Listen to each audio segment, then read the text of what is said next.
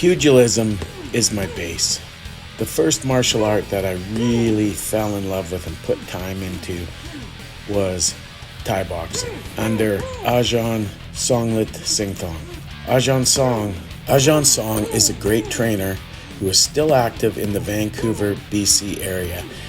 And many who know the history of Muay Thai in Canada know that he is the first man to ever teach that art here. Or I should say, that sport. Don't get me wrong, when I say sport instead of martial art, when I say pugilism instead of martial art, I'm not putting the system down. Pugilistic systems and sport grappling systems are perhaps the best base for self-defense, for combatives. It is the best way to bridge the gap between training and actual fighting, because you actually fight in pugilistic systems. Pugilistic systems spend a lot of time working on the basics. Same with wrestling and grappling systems. If you do not have the basics down, you cannot fight. Now, my Muay Thai is beer league Muay Thai for a gym way off the beaten tracks, 4.5 hours from the nearest major city. We have done well in Thai boxing and kickboxing, both nationally and internationally. I have got a small stable of really dedicated fighters who are willing to step up when they are called out. But I'm getting a bit off track here. What I'm talking about here is training dirty pugilism as a base for combatives. So to do this, you have to add elements such as bridging and attaching, and then maybe going for a weapon. You have to be brutal. There are things I do on the heavy bag that I would not do in sparring, such as headbutting and hammer fisting and other dirty tactics. Stomping on the feet, stomping the ankle. These are things I train for in the gym, on the bags, and this is the basis of my pugilistic skills. I don't train for the ring.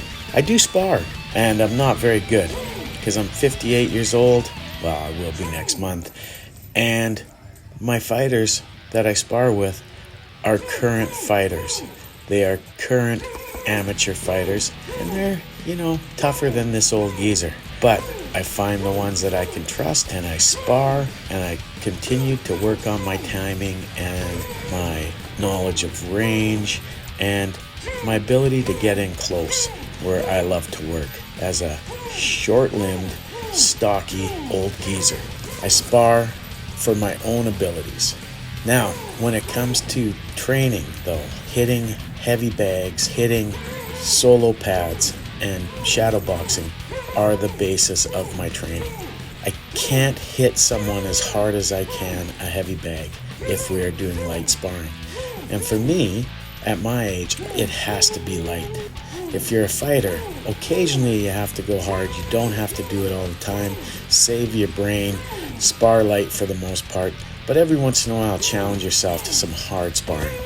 Now, this is why it is so important that you work on heavy bags and targets so you can go hard. Pad training if you're doing partner drills. But for solo training, the heavy bag is one of your most important tools. A hanging bag with room for it to swing is your best piece of equipment for solo training. You can move around it as it swings, you can change angles, you can slip around it, and you can step in and meet it as it's coming towards you. There's so much you can do. It is one of the most important pieces of equipment that you can work with. Old-time boxers did not have pads. They had heavy bags, skipping ropes, road work, and sparring. That's it. This piece of equipment can be brutalized. You can hit it as hard as you can and you won't wreck it. You can smash it.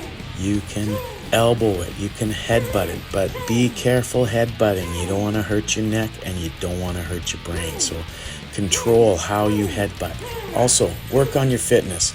And I'm not saying that you have to be fit to be effective at self-defense, but it definitely helps. And fitness also increases our mental stoicism, our mental strength. So push yourself. be as fit as you can be within your abilities, within your own body and your own body's issues. I know the solo pad training looks a little silly, but it is an effective way to train latching and striking. Combine this with shadow boxing and you have a great way of keeping your tools sharp. This is perfect for the person who lives in an apartment and can't put up a bag or can't put a freestanding bag up. This is a great way to train. It is very functional. You can get a good sweat doing it. And if you're conscious about your body mechanics, you can build real skill. This is something that is great for urban people who don't have a lot of room or a lot of space. You don't need it. You can still train. This is the important thing to remember. If you're going to do a fighting system, combatives or martial arts or pugilism, you only get out of it the time you put into it. If you're a sporadic trainer, you won't get as much as those who are willing to put the time in. Thank you very much. Have a great day.